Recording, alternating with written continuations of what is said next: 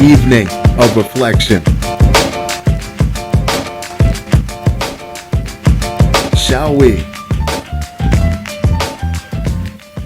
Oklahoma City man charged with intentionally spreading HIV after being diagnosed in 2019. What's absolutely terrifying about this is we're just hearing about this at the end of 2022. This man's been diagnosed since 2019. How many partners did he have, and how many partners have his partners had from then all the way up until now? In Oklahoma City, a man has been arrested and charged with deliberately spreading the HIV virus. He has allegedly infected at least 3 women. The alleged offender is 30-year-old Ernest Lacour, and according to records obtained by authorities in OKC, Lacour was diagnosed with the virus in 2019. I've caught some stories where people have done some sick things without any rhyme or reason. This has to take the cake. Someone just walking around purposefully spreading an incurable disease. One of his victims, who chose to remain anonymous, spoke with OKC's Fox 25 and says that although she's concealing her identity, she wants to speak up in hopes of warning others. It's a deadly disease, but you can still live your life. I don't have AIDS, and I still have a life to live, the victim said. I would like to applaud this woman for her bravery and standing up to deliver a message to help keep this from happening to other people. According to the victim, she began a sexual relationship with Lacour in 2021. She shared that she began to feel sick, get lightheaded, and at times she would even pass out. That's when she decided to call her doctor. I would just faint and pass out, she explained. I would get so lightheaded that I would have these episodes and throw up for weeks, she added. It was then that the victim learned her life-changing diagnosis. Police got involved when evidence appeared to show that Lacour was aware of his status at the time. He and the victim were intimate. Look at the photo and take note of how he doesn't look sick in his face, but he was all sorts of messed up behind closed doors, and that's how he slid. He wasn't showing any physical outward signs, any symptoms on the surface.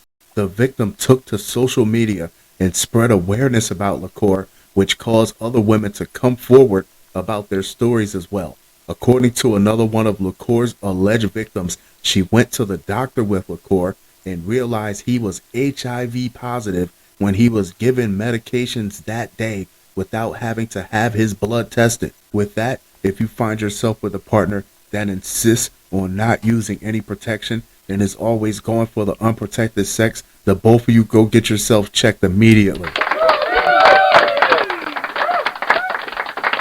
before you take another step forward. Lacour has been charged with 3 felony counts of knowingly engaging in conduct to transfer HIV. His victim says the diagnosis has taken a toll on her mental state. Mentally, it's hard having to cope with this. I'm crying. There are programs they tell me about with medications and treatments. She said she also claimed that there could be other women in danger and that people should immediately get tested. I just want to tell everyone that they need to get tested and to be careful. You never know who someone really is, she said. Next up, 4 Edison police officers facing trial after one turns down plea deal. This is exactly why nobody wants to have co-defendants.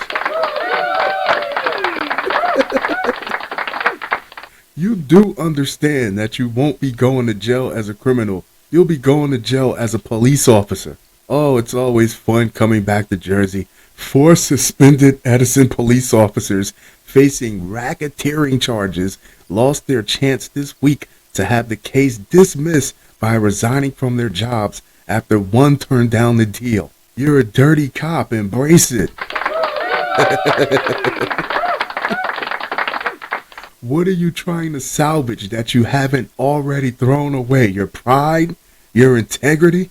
The last defendant is now scheduled to be arraigned in December, and all 4 will be on the same track for the case to proceed. You son of a bitch.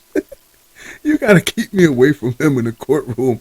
I might strangle him, according to the Middlesex County Prosecutor's Office, which did not specify which officer has not yet been arraigned. and which of the four turned down the deal. One thing I've noticed is when law enforcement commit crimes, their badge takes the biggest of the hit. When I say their badge takes the biggest of the hit, I mean they lose their badge, they lose their jobs, they lose their pension, they lose their retirement, and depending on the severity of the offense, they may see some jail time, but their badge takes the brunt of the punishment. Earlier this month, the prosecutor's office announced a grand jury returned a 24-count indictment charging Sergeant Ioannis John Pletsakis, 43 of Edison, Patrolman James Panagolakos, 36 of Jackson, Patrolman Gregory Makras of Cranford, and Sergeant Brian Rossmeyer, 45 of Bridgewater, with racketeering, bribery, theft, money laundering, and witness tampering, a whole lot of gang shit. The officers were also charged with conspiracy, official misconduct, pattern of official misconduct, hindering apprehension, fabricating evidence, falsifying documents, failure to pay income tax, filing fraudulent tax returns, retaliating against a witness, and retaliation for past official action, according to the prosecutor's office. Y'all so obsessed with giving these rappers a RICO case, y'all should be looking at these cops. Good God Almighty! When did they have the time to do any police work? The charges stem from an internal affairs investigation that indicates from 2016 to 2018, the officers allegedly were involved in a scheme to exploit the Edison Police Department's extra duty job assignments by getting paid for jobs for which they did not appear. I heard about that.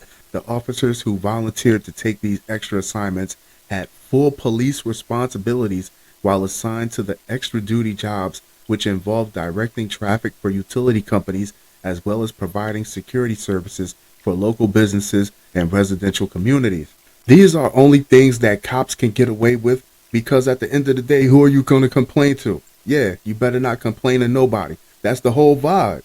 The investigation also indicated Pletsakis allegedly stole from the Police Benevolent Association, PBA, by using a PBA debit card to make unauthorized purchases for personal items and use his executive position on the Edison PBA Local 75 to allegedly defraud Edison Township and the PBA. Now you're digging into the taxpayers' money.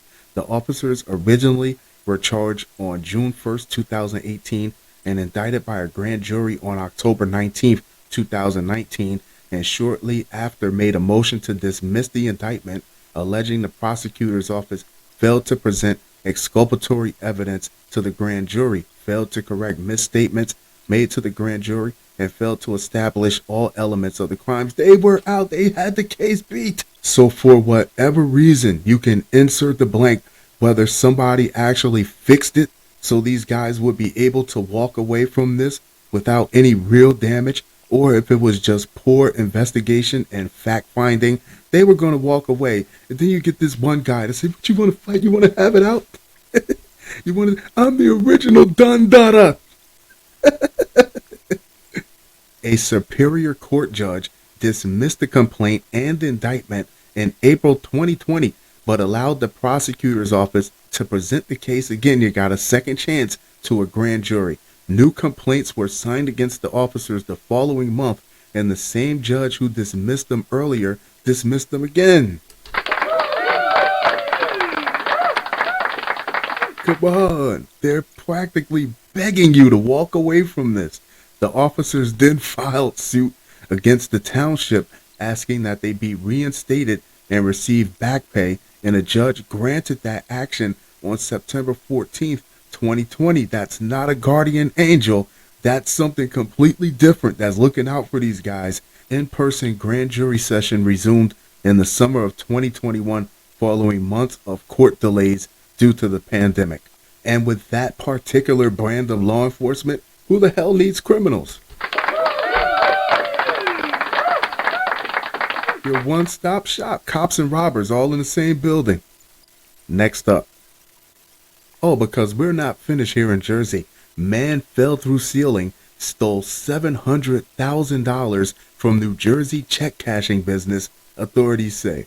I'm only surprised he didn't sue the check cashing place for injuries obtained during the robbery. A New Jersey man was charged almost exactly 5 years after allegedly robbing a check cashing business in West Long Branch, authorities announced Friday. Travis A. Bryant, 41, of Jackson, was arrested Thursday and charged with first-degree robbery, second-degree burglary, and fourth-degree possession of an imitation handgun.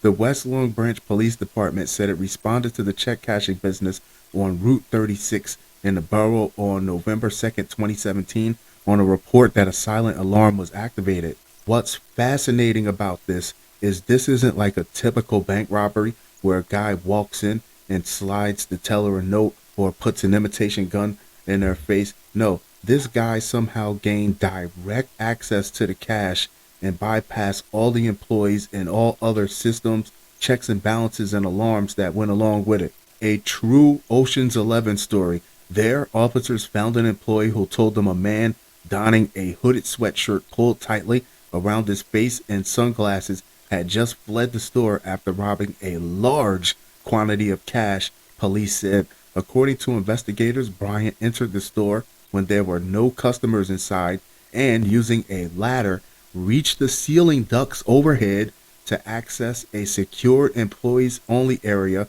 where cash was stored. After falling through the ceiling, Bryant, you're almost rooting for the guy at this point. After falling through the ceiling, Bryant reportedly approached the store employee, indicating that he was in possession of a weapon, and ordered her into the store bathroom while he made off with her purse, cell phone, and approximately $700,000 in cash, driving away in a van, reads a summary of the incident released by acting Monmouth County prosecutor Raymond S. Santiago on Friday. Do you think he would have gotten away with more than $700,000 had he not fell through the ceiling? This is a botched robbery. And he walked away with $700K. Bryant was identified as a suspect in the case after a long-term investigation by the West Long Branch Police Department and a special agent with the FBI. He was arrested Thursday and sent to the Monmouth County Correctional Institution, MCCI, ahead of his first appearance and detention hearing in Monmouth County Superior Court. Bryant's charges, the prosecutor's office said, typically carry terms of 10 to 20 years in state prison. Police said additional information on Bryant's legal representation was not immediately available. Fun show, fun show, fun show. That being said, I'm going to wrap this one up, but I'll be sure to talk to you guys very, very soon. Adios.